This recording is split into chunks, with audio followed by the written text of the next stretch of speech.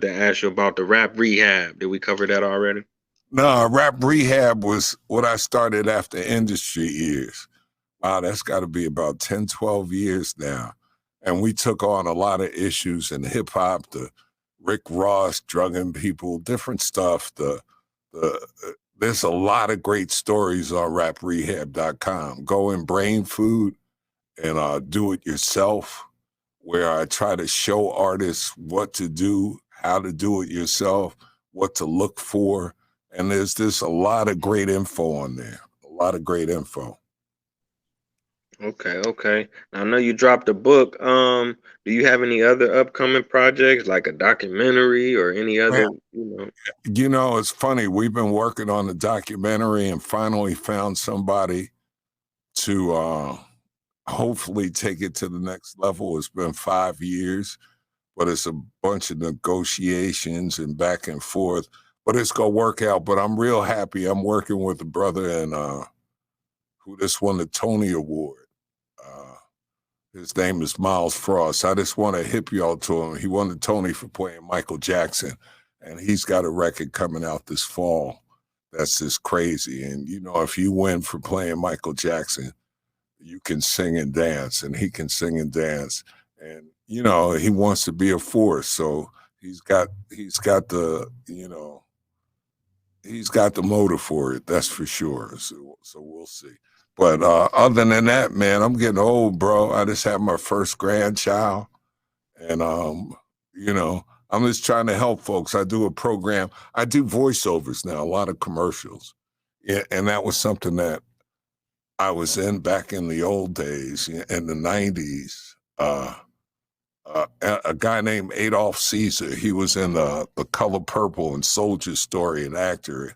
He was a big voiceover guy, and he did the scene in Soldier Story where he was like, "CJ, you little geeky nigga." Anyway, it's a classic sign, but he was the voice of ABC and all these things. So I started taking voiceover lessons. And the first spot I hit, I said 6 words, got paid 65 grand. I said, AT&T, it's all within your reach. And I was like hooked on this shit. But then I failed my next 20 auditions. Then I took some more classes, got HBO, blah, blah, blah. But now I got a studio in the house. That's why it's all hot. I don't have the air conditioned booth. But, with Source Connect, you can audition all over the world and be at home making money doing voiceovers. And you don't have to have a crazy voice. So I've been doing a program with the Boys and Girls Club in Orlando, down in Boynton Beach, and trying to take that to another level to teach some of these young folks that look like me about voice acting.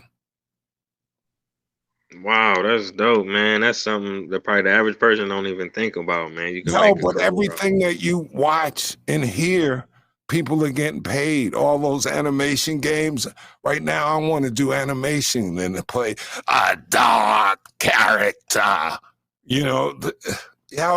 And you can do it from home, bro. Come on, man, and make thousands of dollars. This was talking and get residuals. And that's what we don't think about either. Luckily, I worked at stations that I was in a union. WBLS in New York, Hot 97, Kiss in DC, blah, blah, blah. And now that I'm at retirement age, I get a pension. They don't do that anymore. They're not doing it for my son. He's not going to have a couple of $1,000 a month that come for the rest of your life when you turn 62. And we don't talk about the finances enough, or we make it for a while. But anyway, I am here. I love doing your show. If you want to talk about anything, let's do it again, because there's so much to talk about. And I'm lucky that I got my hands in a lot of things. Oh yeah, it's definitely been an honor, King. I appreciate you. You dropped so many jewels. You in Cleveland? Yeah, that's where I'm from, Cleveland, Okay, Ohio. let me tell you my Cleveland story. You heard of Alan Heyman, right? And folks know Alan Heyman from Pernell Whitaker and Drake and blah, blah, blah. But Al Heyman was in Boston when I was in Boston. I played basketball at Northeastern. and he was at Harvard. So I got a little reputation spinning records. And Alan, he graduates from Harvard, and his parents get him a Cadillac. I think it was 1978, I think it was. And anyway, he gets a Cadillac. He sells the Cadillac in a week. He takes it to do his first show, Crown Heights Affair, at the Harriet Tubman House. And who was his DJ? And now he's a damn billionaire, and I'm DJ broke as shit. But anyway, that's my boy. And he started doing shows from then to Eddie Murphy, but that's some of Cleveland's finest. I got some other people. I got Don King's daughter. I've been to the Levert House. I know Cleveland. I know a whole city, damn it. Wow, wow, wow. Thank you for sharing that, man. Wow. Al Let me see. Heyman, Shaker Heights. Right, a king. Let me see. Okay, now if people want to check out the book, do you have a website, or what's the best place that they can get a hold of it? On Twitter, IG, I'm at MusicBizU, but the book is called Blackout. It's on Amazon, all the platforms. Like I said, there's a lot of video on some of the things that I've done. I do a lot of college lectures, Harvard. And the thing about a book, you don't make money off the book.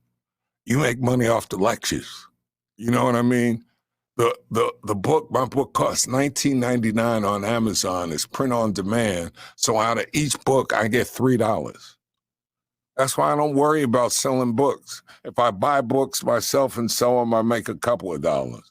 But if I get $8,000 a speech to go speak for an hour at Harvard, that's more than my book will make. You know, I've sold 12,000 books. Well, so what?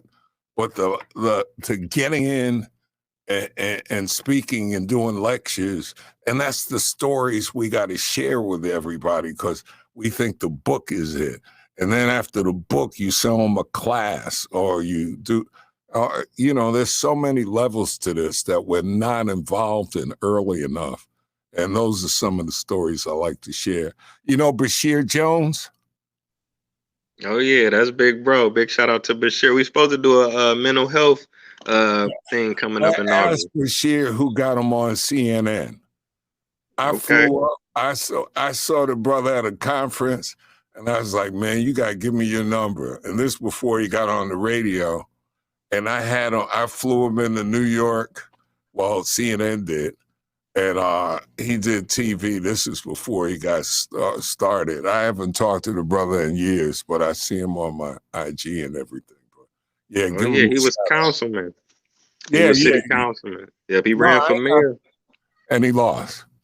Yeah, maybe next time he'll get him on the next. Yeah, but I've been watching the process, man, because when I met him, he was doing a radio show on AM Talk. So he's come a long way, and he's a good brother.